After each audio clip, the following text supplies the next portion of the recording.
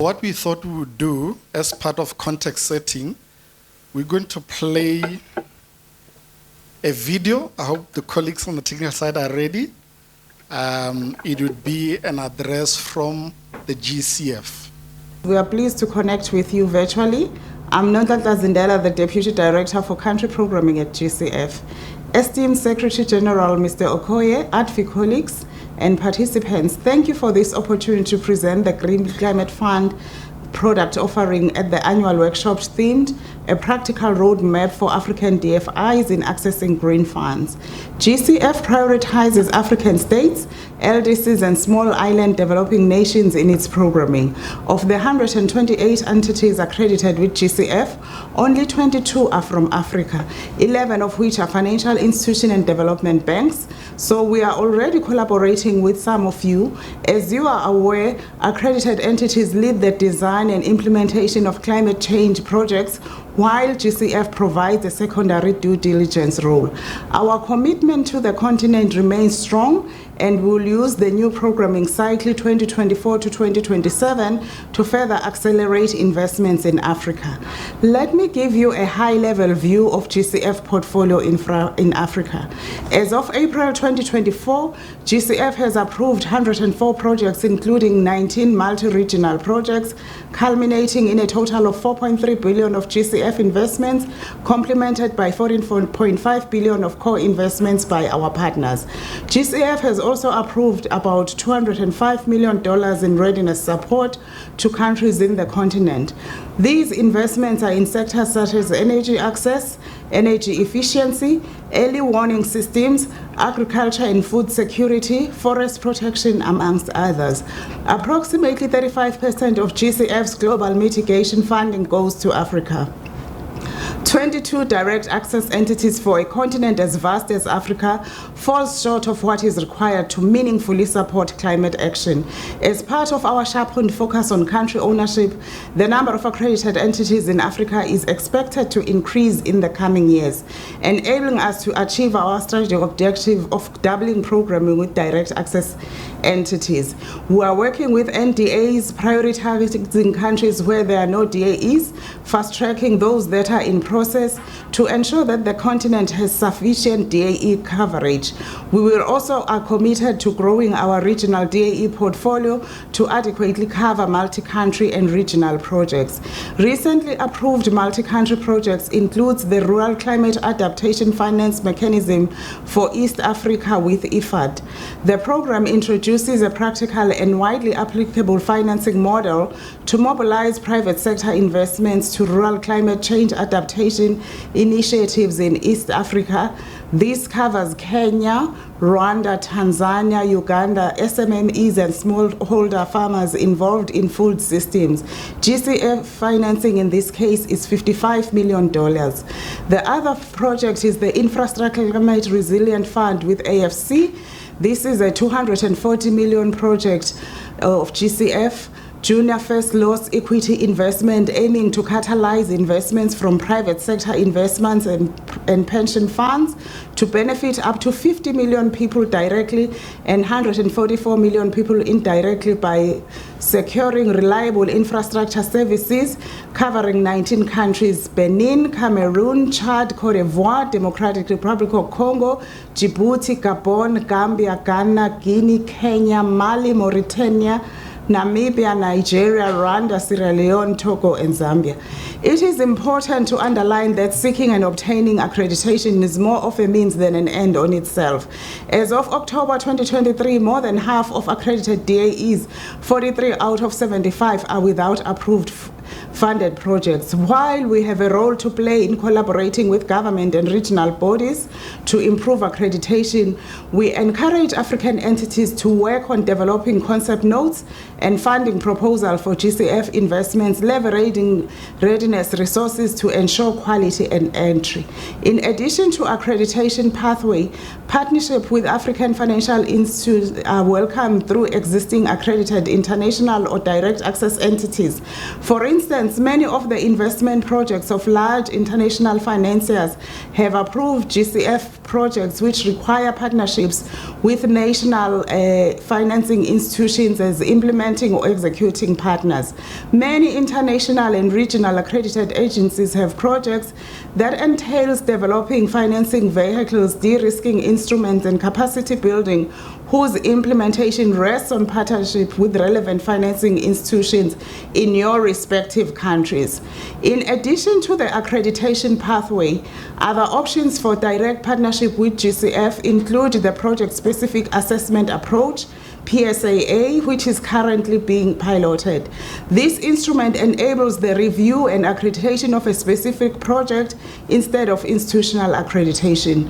We also encourage co-financing opportunities, pooling resources and expertise to significantly enhance project impact. Additionally, our blended finance approach combines concessional GCF funding with commercial finance, making projects more viable and attractive to investors.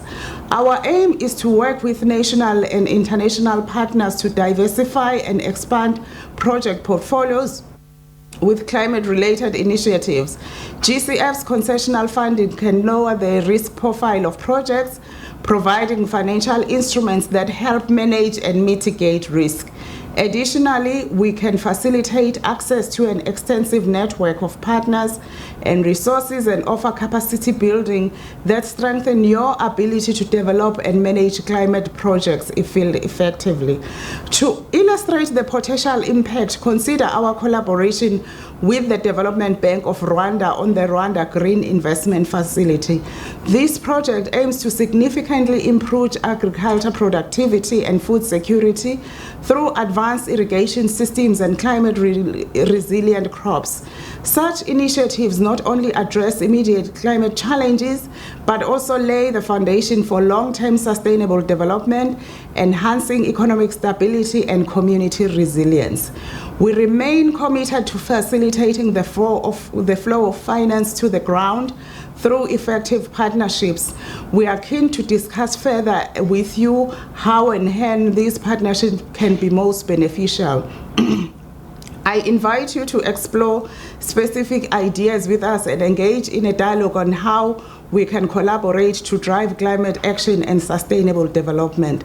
I further invite you to remain in active engagement with our respective NDAs and regional managers for further information on national priorities for climate action and partnership opportunities with the GCF. Thank you for your attention, ladies and gentlemen. Looking forward to the opportunity for in-person meetings. Sets a good basis for the next discussion, which is really about ensuring that we have robust support systems that would allow for effective mobilization of climate finance. I don't know about you, but normally when I hear about the numbers in terms of what we require for climate financing versus what is on the ground, it can be discouraging. Sometimes you think we are blowing in the wind because the figures in terms of what is on the ground and what is required, the gap is quite significant. So I think maybe it becomes important to shift the conversation away from more emphasis around capital needed to key elements needed to build transition ecosystems that can ensure investors, both public and private sector, make the right decisions. I think maybe the question around support systems should be embedded in that. And I would hope that together with our panel, we'll, seek to address that. I mean, issues around, planning and policy for financing within countries, I think becomes important. Creating a robust pipeline of projects, and for that, having the right mechanisms in place to do that becomes quite key. And I think this just emphasizes the need for these support systems to be in place. So I think maybe as a start, I'm just going to let the panel just talk to, maybe before we go into specific questions, specific initiatives from your respective institutions around this type of support that we are talking to. I've seen from the previous moderator that when he wants to make sure you are finishing, he pulls the mic up. So I'm going to copy that, and hopefully I'll derive the right reaction from your side. But I'll start from this side, and then we just move along. Thank you. Okay, thank you very much. Thank you. It's very nice to be here. And not hoping to start on a note of gloom, but I just want to paint the picture again, in terms of the financing and what the needs are, etc. As we know already, global climate financing is actually on the rise globally. For Africa, it's not the case. I mean, if we look at between 2021 and 2022, there was actually an increase of what had obtained before from 653 million to 1.3 trillion in global climate financing available. But for Africa, and I'll talk on adaptation specifically, only 20% of global climate finance has been seen to be getting to the continent. And when we compare this, just to put in context, with what is received by Asia or the Pacific of 45% annually, we can see a massive gap. And then, of course, our NDCs show that we need a lot more than what we are getting. So just to lay that out again for us, without sounding like a prophet of doom, at the GCA, we're working with the African Development Bank on what we call the Africa Adaptation Acceleration Program to mobilize financing for adaptation specifically, amounting to 25 billion over 5 years. And what I want to explain is that the engagements, what we are seeing is that the engagements needs to be done at multiple levels, not just at one level. So the AAAP, as we like to call it, is engaging at the level of the MDB, looking at sectoral levels, looking at agriculture, infrastructure, also at the level of DFIs, working with DFIs, and more recently and in the plans, working with commercial banks.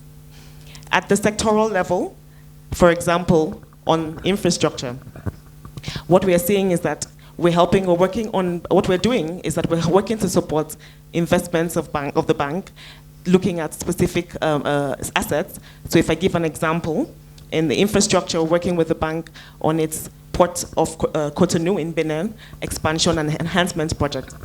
And the idea is to provide the support that is needed to raise the adaptation and the climate resilience of that project, of that specific project. And what we're looking at is saying, how can we provide the assistance to look at the climate stress tests that are needed, conducting the climate vulnerability assessments that are needed, and also providing the investment profile that can be used to mobilize additional resources for that project.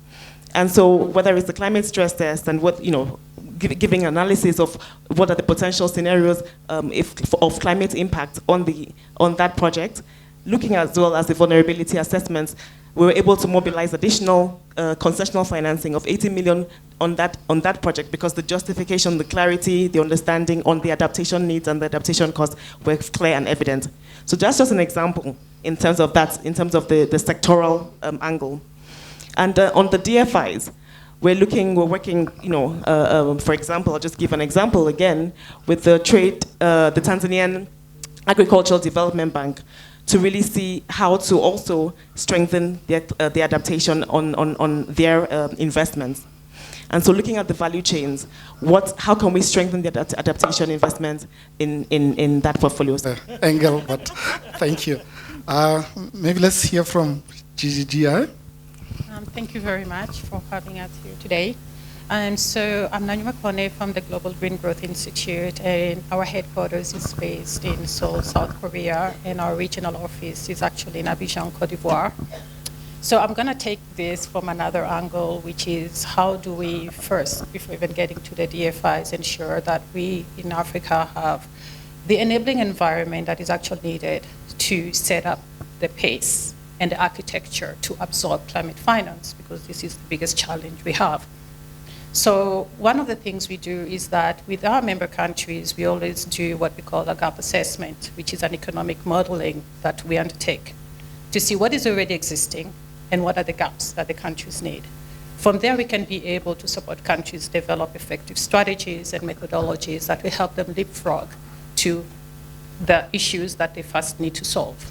If it is an issue of strategy, how can they then develop the effective strategies that is actually needed, which is country-specific and fit for purpose to be able to mobilize the finance that they need. And we do that by also working with the countries, first through either it's the Ministry of Climate, Ministry of Environment, Ministry of Finance, etc. And through the development of effective strategies and methodologies, we actually see that countries, especially that we work with who are member countries, can be able to rapidly absorb finance through perhaps the GCF. So at GGGI, our focus is supporting countries actually move from a brown economic model to a green economic model. So to move into a green economic models, it actually encompasses a lot of instruments that need to be in place. We've already spoken at the national level, what are the gaps assessments that are needed. We do economic simulation model, we do green growth indexes, which can be able to assess the level at which a country is in terms of green economic and what is actually needed to move. And then through those gaps that we see through the simulation models that we take, we are able to help countries if it is capacity development. What kind of capacity do they need? So capacity development has to be targeted. You cannot say that Africa has an issue in mobilizing climate finance without first understanding what the issues are. Through clear understanding of what the issues are, you can be able to support countries develop the right instruments, the right policies, and hence the right infrastructure that is needed. So we work through a lot of sectors from climate smart agriculture to e-mobility, etc. And one of the ways, for example, that we support DFIs is to help them to become accredited to the GCF. And that is because we also support countries, NDAs, to be able to support readiness. And one thing we've noticed is that with readiness, there has to be models, especially in Africa, that we can establish, such as PPP models that brings together the government, the private sector, and also DFIs, in order to actually speed up the mobilization of climate finance. And that is first understanding what is the rationale for development projects that are needed. One of the biggest issues that we've seen is that in a lot of the DFI's projects that we support and also countries trying to access climate finance is there's a lack of understanding of the climate change rationale which is needed. So through helping them develop the climate change rationale in the project, we are able to support first quickly accelerating access to climate finance. Secondly, ensuring that we are not just accessing the climate finance, but also developing an enabling and sustainable environment that will ensure that they develop at the same time pipeline of projects that are investment worthy and also bankable. So that's a little bit about GGG and what we do. Thank you. Thank you very much. I just wanted to indicate that I promise climate change that you are going to be working with us. So I just want to commit you while you are on the platform. Let's pass on to Rita. Okay, thank you very much, Olympus, and it's also a pleasure to be here. I work with what I call an instrument which is often needed but less talked about or less appreciated. This is grants. A lot of the discussions we've had here, we know the importance that grants could play in helping our DFIs even put in place the foundational aspects that are required for them to develop this green pipeline of projects that we so often talk about, to help them also build the internal capacities that they need to be able to do this continually as a business model. So allow me to introduce to you the Africa Climate Change Fund. As the African Development Bank, you know it's a large institution that offers various financing instruments.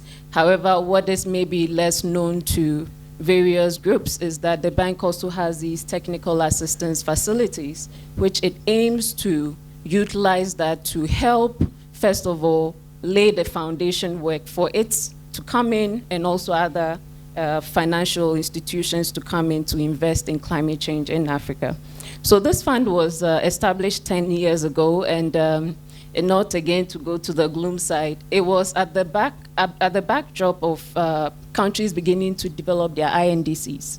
and going to Paris to discuss the Paris Agreement. And so there was a big discussion about developing bankable projects that, help the continent to address the impacts of climate change. And there was a great concern that African institutions don't have the projects to be able to access some of these climate funds that we are talking about, we know of. And to an extension, DFIs are facing this issue.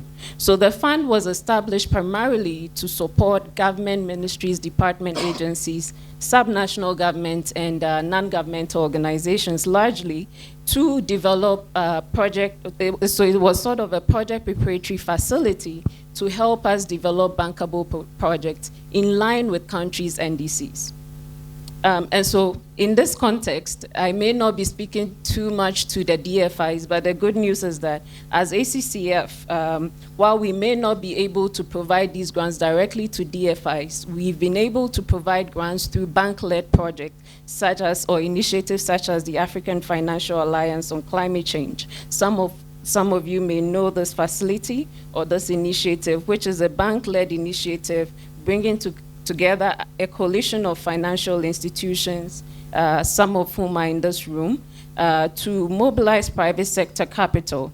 AFAC has started some years ago and realized that, well, the awareness raising is good, but we need to do practical things in these institutions to demonstrate that we can use technical assistance grants to leverage indeed more private sector. I'm sure a lot of you are in the room thinking, oh, this is another talk shop, but be rest assured that initiatives such as AFAC and one other initiative at the bank, which is the Africa Green Bank, not financed by ACCF, of course, but is doing the practical things that other financial institutions can learn from. So Olympus, if you allow me, I just want to focus on one example of the what AFAC is doing with the funding support from the ACCF. So it's supporting African ESG taxonomy development to establish clear standards for sustainable activities and financial products from an African perspective. So the aim here also, and taking one practical example again from the AFA case, is that it's providing technical assistance to the Tanzania Agricultural Development Bank with the support of my colleague here, David. And this work is just commencing, but we believe that it will help, first of all, the Tanzania Agricultural Development Bank to really assess its climate risk, to screen its portfolio and see how it can mainstream clearly climate change into it and develop a sound pipeline that we can all point to and say, these are indeed projects that are coming out of these development banks. I see your mic is raised. Allow me to reiterate a point that was made. I think charity begins at home. We are looking towards the GCF, we are looking towards all these various financial instruments that seem cumbersome to achieve. But I think as DFIs, if you look internally and you even develop technical assistance proposals to come to the bank or other institutions and say, help us to do this practically within. Help us to identify this green pipeline of projects that can be leveraged on to access more resources. I always believe in starting from your home, so I just wanted to reiterate that point that was made by another panelist. Thank you. Thank you very much. Let's hear from Exim, India. Yes. Thank you. Thank you so much. Good morning, and a pleasure being here on this elite panel, and thank you AADFI for inviting us. I represent an organization which is a development financing institution 100% owned by the government of India, which finances and facilitates the country's international trade and investment. As far as the sustainable finance, climate finance is concerned, the bank is very active, and I can say ahead of our peers in supporting this endeavor. Basically, we raise money through a variety of bonds, and in the year 2015 and again in the year 2023, we have gone ahead and raised sustainable finance bonds from the markets, and basically the funding of these funds are towards our endeavor in the sustainable finance sector. In 23, we raised a 10-year benchmark size sustainable bond, which became the largest ever single tranche investment grade issue out of India.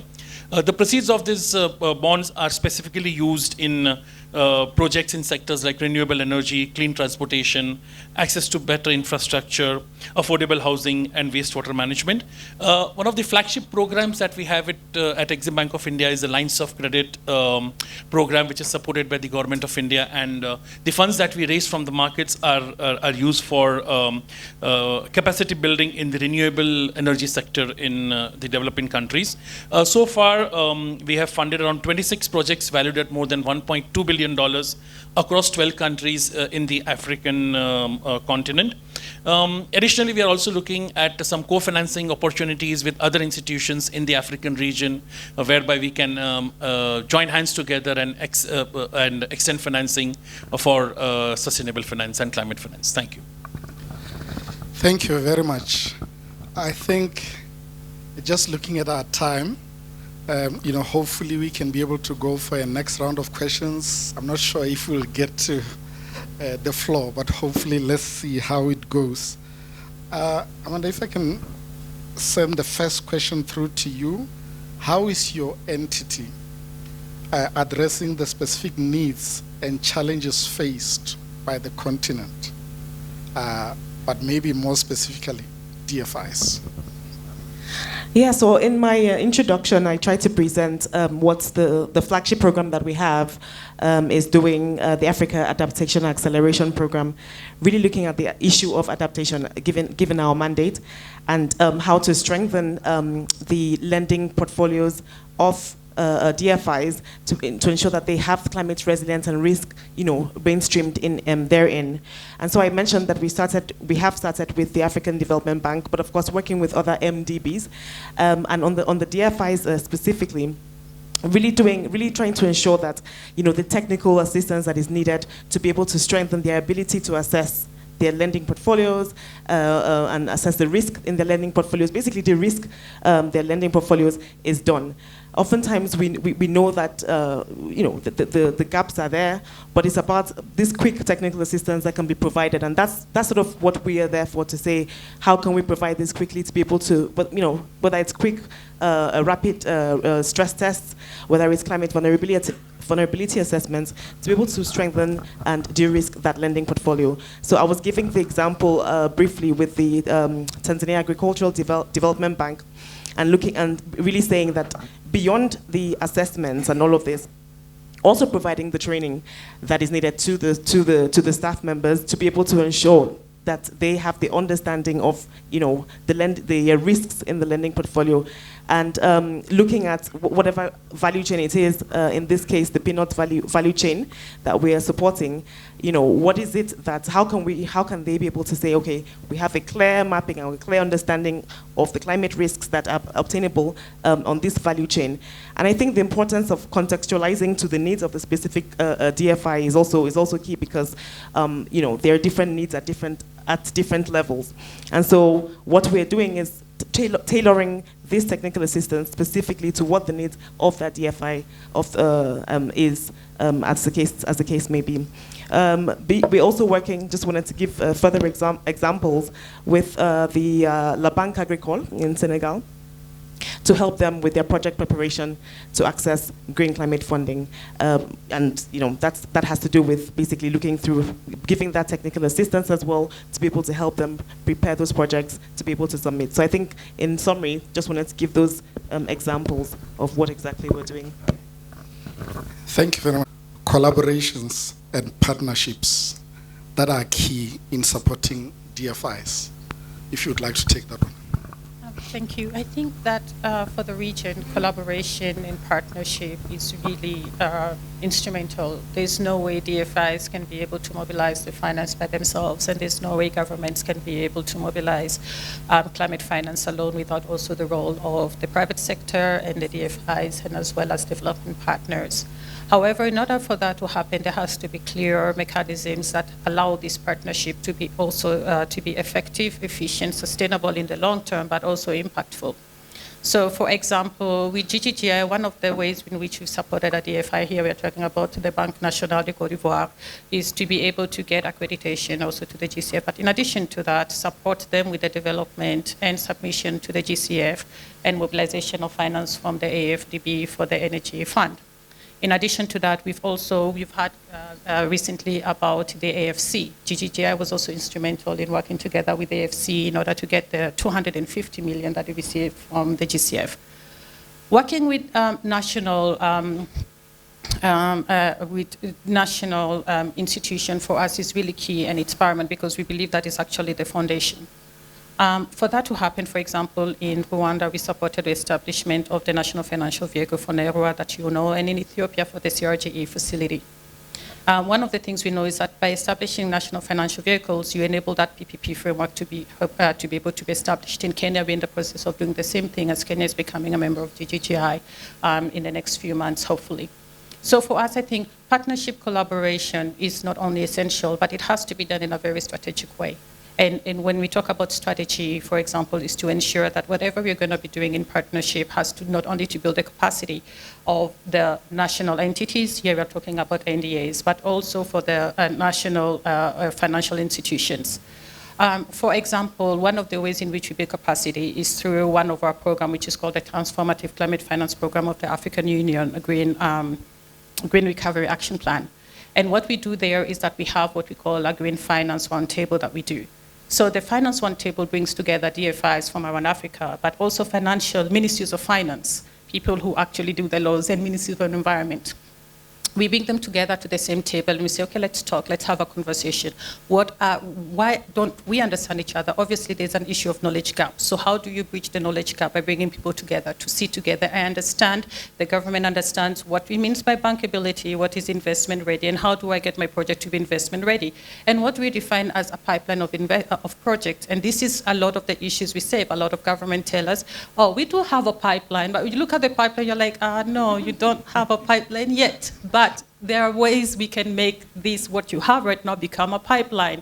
But at the same time, DFIs do not fully understand government. So how do we bridge that knowledge gap? You have to bring them together. And one of the ways we do that is through our two times a year green climate investment roundtables. We also bring in government, ministries, agencies, the people who develop these concept notes. They have to start having a dialogue, and that's what we call capacity building. But capacity building is not just about sitting and getting someone to train you. It is about communicating and coming up with innovative ways to develop innovative solutions. So yeah, that's how we develop partnership. Thank you. Thank you very much. I think we always decry the fact that from a continent point of view, we always are sort of lagging in terms of access to climate finance. I don't know if you want to talk to concrete steps we can take to change that picture. Thank you, Olympus. I think I'll take the example of and this is going out of the discussion a little bit, but looking at various financing instruments available. I think in the morning, Tony mentioned that the bank in its 16th ADF replenishment, set up the climate action window. And its first call for proposal focused mainly on adaptation. And I think that the responses we got to the adaptation call, showed us that indeed there are projects available in the continent. And of course, I guess depending on how complex the instrument they are trying to assess is, that could also discourage participation. So I wanted to mention that, yes, there might not be, depending on the fund you're targeting, of course, you will have to prepare your project in line with that. But there should be more like a diverse ways in which countries, especially vulnerable countries, can be capacitated, and the institutions in those vulnerable countries can be capacitated using more simplified approaches for them to assess funding windows. So the climate action window is one of them, and the response to the call showed that yes, indeed, there are projects available. And maybe to some extent, and again, going back to the ACCF point of view, when we started normally for ACCF, for you to access the fund, we launch calls for proposals. And the funding window is between $250,000 to $1 million. And for countries looking to develop investment-ready projects that can make some very meaningful contributions. So when we started, we we launched a call, countries applied. The first set of countries that applied, we realized that indeed maybe the technical capacity to do was not there. So they then launched a request for proposals for external firms to support them to develop these projects within. So they already have a pipeline of projects, and you can tell that when institutions are ready with pipelines of projects, when these calls for proposals come, they jump on them. And you can see certain countries, I'll not mention, have like I think a drawer full of projects that they are always going to. And so I think you made this point on the other part. It's very important that institutions find budgets, budgets within their own budgets, as well as, external funding, technical assistance grants, if available, to prepare these projects. These funds, prepare them when the opportunity comes, you dip into that drawer, reprogram it, and then put it out there. Thanks. Thank you very much. Maybe just to follow on the same question, Yes. What can we learn from your part of the world? Yes.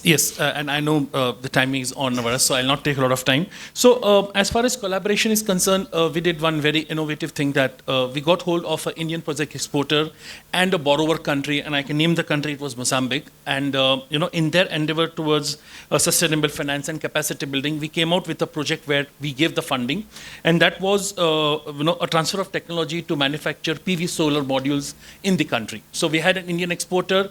We did it in Mozambique, and that also was a dual benefit, that it resulted in a reduction in imports of Mozambique, because they now want to move, as other countries, they want to move towards sustainable finance. So we did that three-way tie-up, and the project was very successful. And as I said, it was a dual benefit for Mozambique as a country, who got the PV modules manufactured in their own backyard, reduction in imports. That also helps you in loss in better management of the forex reserves. So that was one example or one model of a collaboration and a partnership which really helped in this sustainable finance. Thank you. I would hope to get some questions even from our working group. Thank you. My name is Noah from Uganda. I serve at ABI Finance as the head of Green Growth and Business Development Services. Mine is a simple one about the promises, especially from GCF, which looks to us like the most important target for green finance. What do we have from your side in terms of reduction of the turnaround time for projects? And the reason I'm asking is we are told, because we, for example, are attempting to apply, that even when you are able to submit all that is needed, it's still a miracle to get money within 18 months. That's 1 year and a half. Even if you had a drawer full of projects, how do we get to those who want to go and invest and tell them that, yes, we've received your application, we've processed your project, but to access financing, you need to wait for another 1 year and a half. We know those who have tried the process and are now about 5 years, that's half a decade. So some of these projects are even obsolete by the time the money is available. What do we have in terms of turnaround time to at least achieve at least a 6 month turnaround time, not half a decade? Thank you. Thank you so much. A final question? Hello, my name is Andrew. I am the patron of the Friends of the Globe Climate Change Adaptation Society. And my question is, most financial institutions, they usually do share information in terms of data and in terms of how they are articulating issues even on financing. Now, in terms of climate financing and the global warming and climate action projects, do you have a mechanism that can be able to at least get data and get information, so that you may find that some institutions will finance only to certain organizations and the same organization. So you find some of the micro organizations sometimes are not reached by the resources from the financial organization doing the climate financing. Do you have a mechanism to get that data in all the African states that you can be able to substantiate or to be able to differentiate when you're doing financing? Thank you. Basically around the fact that I can tell that a lot of financing organizations are doing quite a number of things on their own in trying to help different governments and all of that build capacity.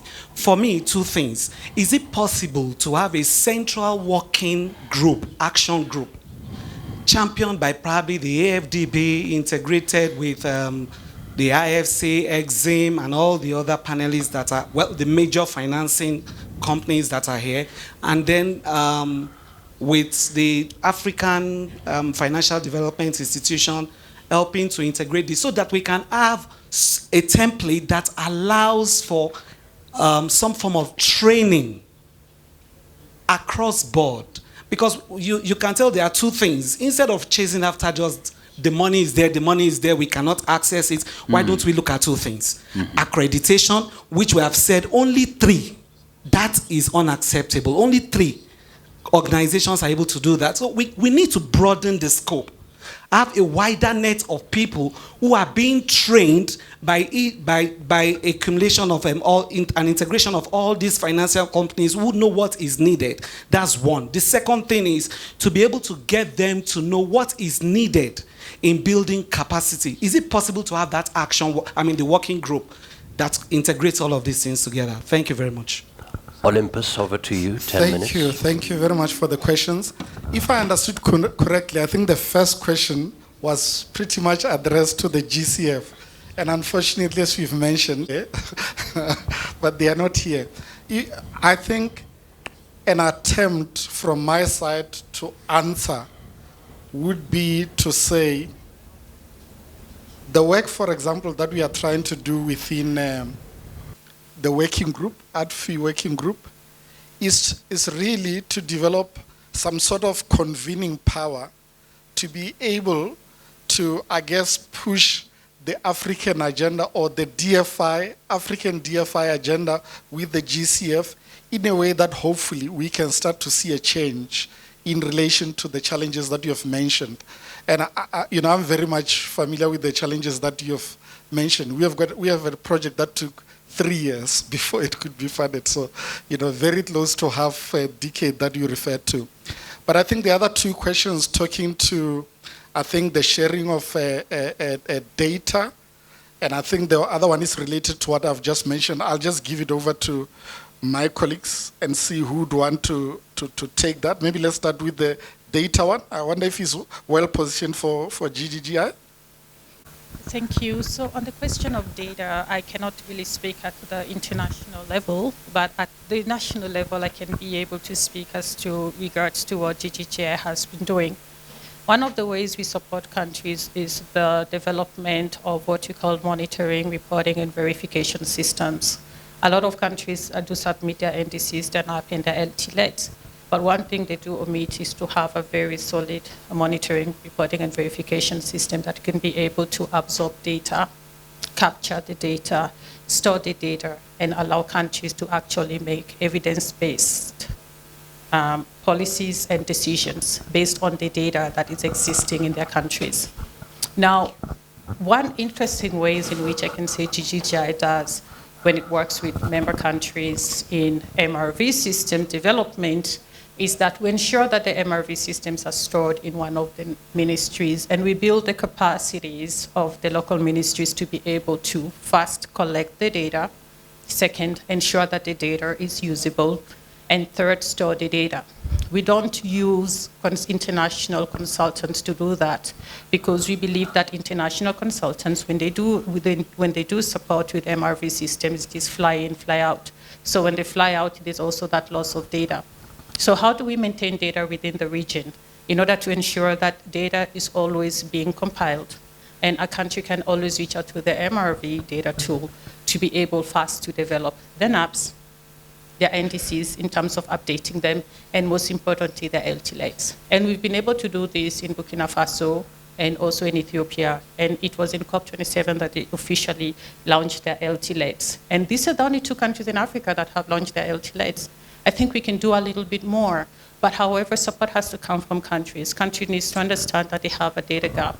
They need to store the data, and most importantly, build the capacity, especially of the statistical ministries, to know what is the correct data that needs to come from the relevant ministries. Through that process, we have been able to see that interministerial coordinations become much more strengthened.